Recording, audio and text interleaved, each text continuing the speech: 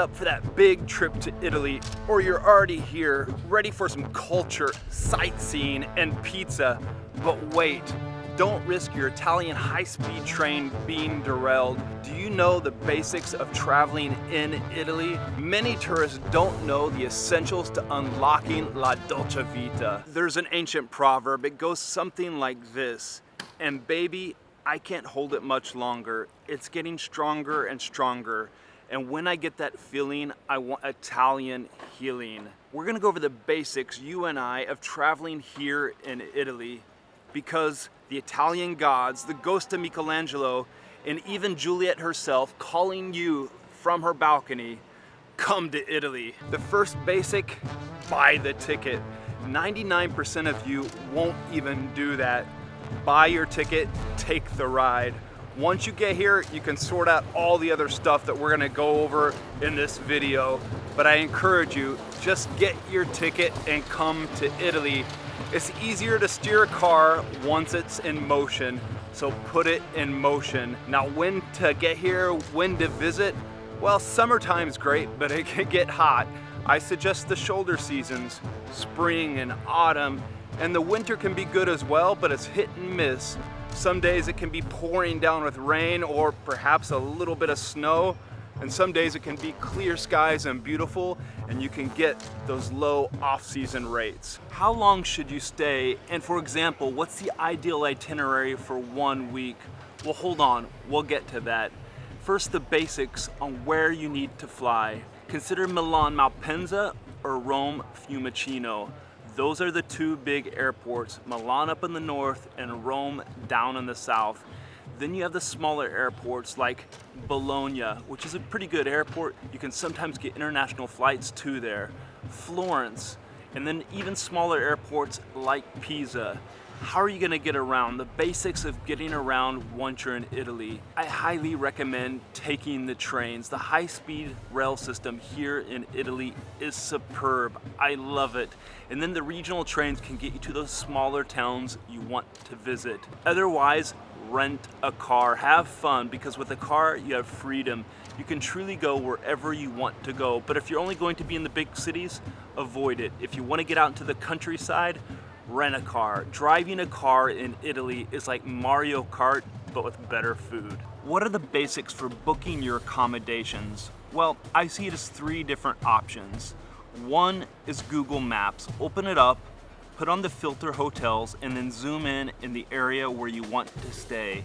Click on the different hotels with the dates where you want to stay and find that perfect spot in the perfect piazza. The other option, I think is probably the most convenient option, is booking.com. No, I don't get a percentage if you book with booking.com, although I should. They should be sponsoring me. But it's a great website that offers free cancellation, usually up until the last day beforehand.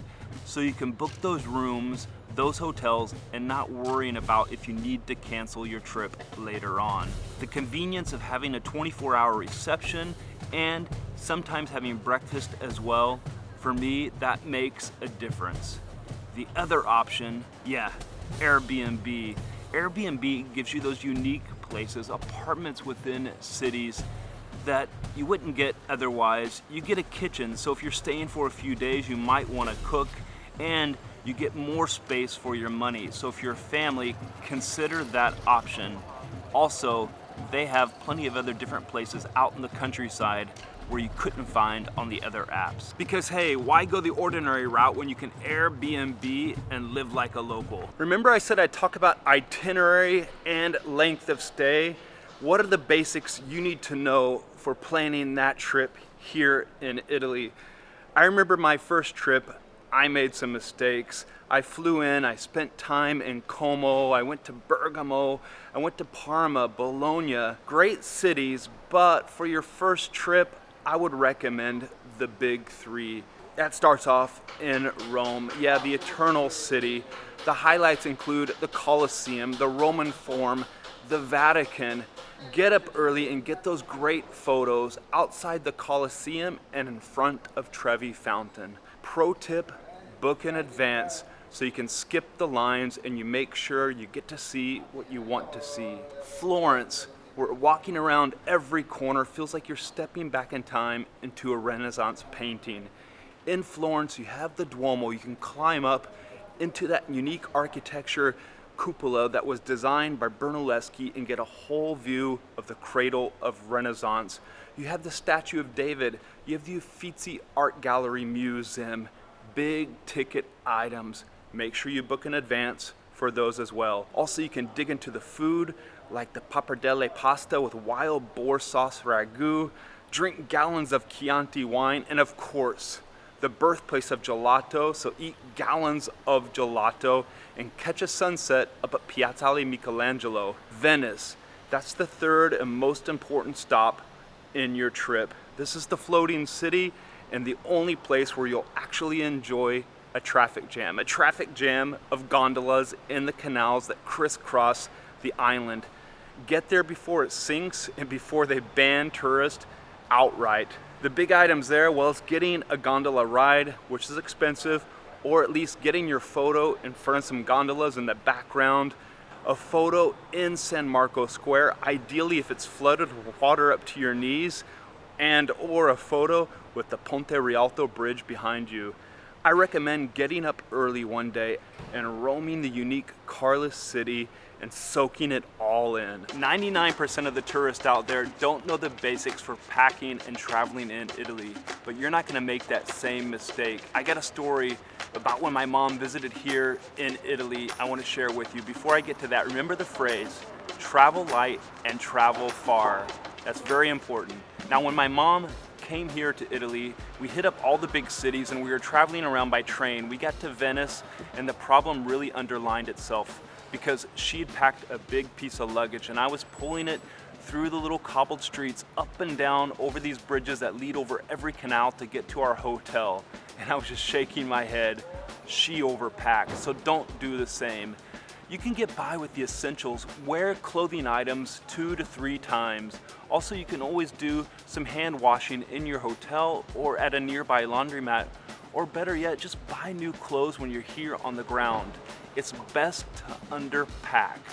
My suggestion to you, if you can, just put it all in one big backpack as a carry-on, so when you get here, you can easily maneuver around. Or better yet, go with a small trolley suitcase that you can use as a carry-on. Rimowa has been backing me on this channel, so I suggest going with them.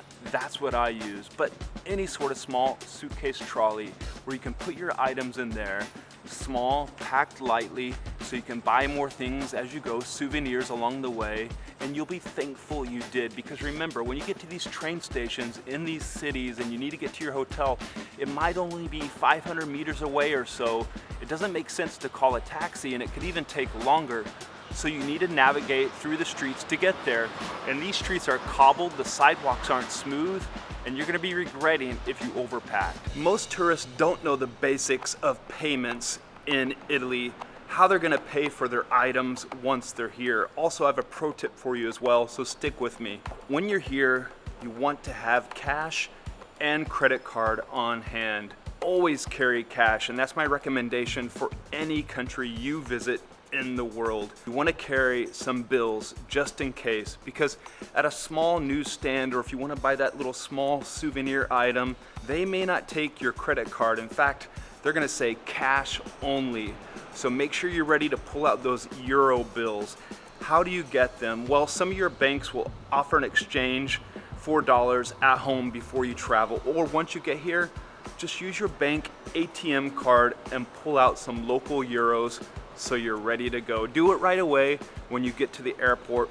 I would say 100 or 200, have it on hand in your wallet. For your credit card, you can use that at most places now, so no problemo. But what you want to do before you travel here to Italy is call up your bank. Make sure your credit card works abroad. Make sure it works in Italy, so that way you avoid any problems when you're here on the ground and you're ready to make your first purchases.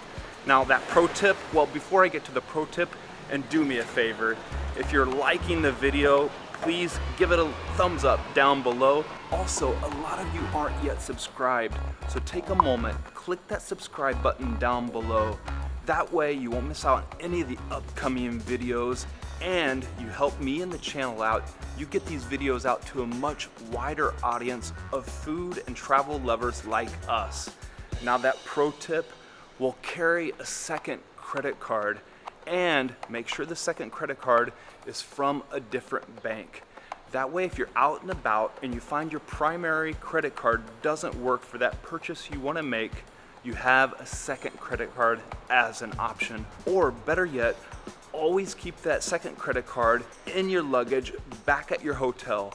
That way, and I hope it doesn't happen to you, if your wallet gets stolen, you have that other credit card to save yourself and save your vacation. Oh, I have a big one to speak with you about, and it'll set the comment section below on fire. But wait, many tourists aren't thinking about how they're gonna keep their devices charged once they're here in Italy, but you're not gonna make that mistake.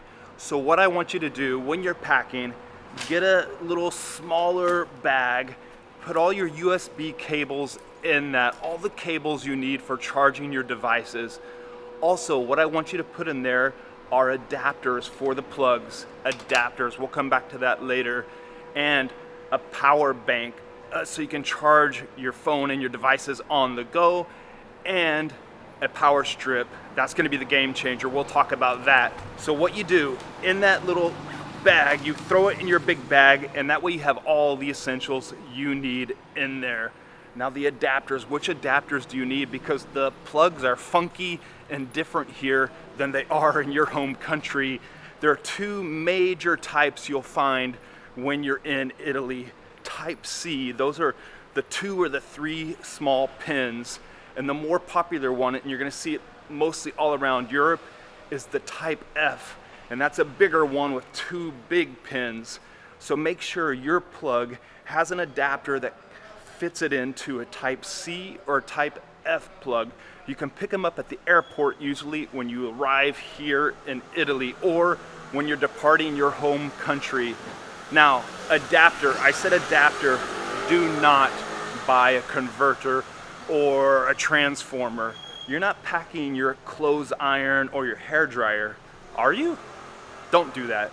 So only you need an adapter, because your laptops, your smartphones, those devices, they don't need a voltage converter. You're good to go with just an adapter. Now the battery pack, you're gonna need that. Carry it with you when you're out and about on the go.